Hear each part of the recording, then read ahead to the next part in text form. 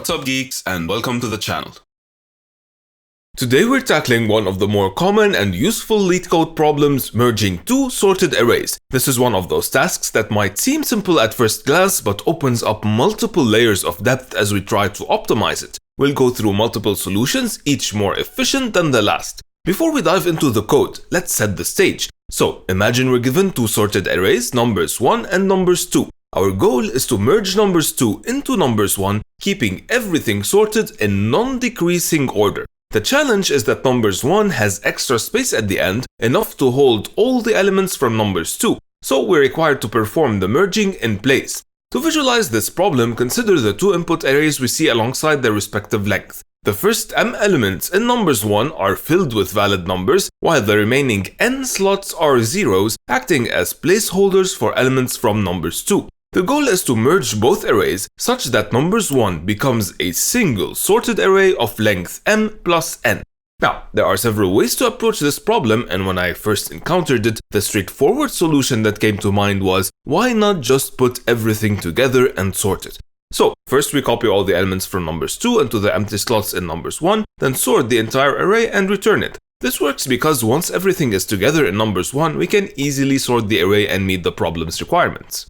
Implementing this solution is straightforward. We will first have a loop that fills the empty slots of the first array, i.e. from index m onwards, with the elements of the second array. After that, we can simply use the arrays.sort method to sort the entire array. The time complexity here is O of m plus n log m plus n, because it is dominated by the sorting, and we are sorting an array of length m plus n. The space complexity is constant time, or O of 1, since we're not using any extra memory apart from the input arrays. Now, given these complexities, we know that this is not the optimal solution, and the first step towards optimization is the two-pointer approach. So, instead of inserting elements and sorting afterward, we take advantage of the fact that both arrays are already sorted. This allows us to compare the elements directly and merge them in place. To visualize this approach, let's bring back the previous example. We will have two pointers. One pointer starts at the last valid element in the first array, or index m-1. And the second pointer starts at the last element of the second array, or index n-1. A placeholder will also be used to fill the first array from the back and starts at index m plus n-1. Now, what we have to do is compare elements at both pointers while placing the larger one at the back of numbers 1 and moving the pointers accordingly. If there are any elements left in the second array, or if n is bigger than m, we copy them into the remaining slots of numbers 1. And if there are any elements left in the first array, or if m is bigger than n, then we don't have to do anything since they are already in the final array, which is numbers 1. To implement this solution, we start by initializing the pointers at the end of each array. Then we compare the largest elements from both arrays and place the larger one at the end of numbers 1. Based on the array processed, we either decrement the counter of numbers 1 or numbers 2, and in both cases we decrement the combined counter.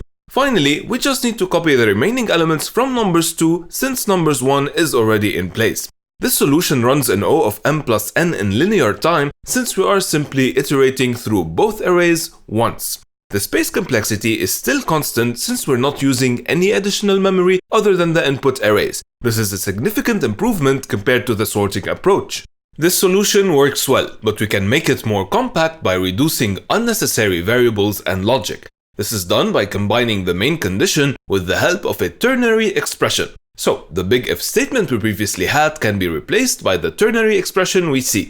This one line compares elements from both arrays and fills the first array from the back while decrementing the necessary variables.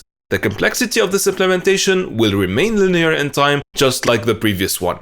Okay, to sum up, each solution has its merits, but clearly the two-pointer approach stands out as it is more optimal in terms of both time and space. This is because it leverages the fact that the arrays are already sorted, eliminating the need for additional sorting steps, which could be costly.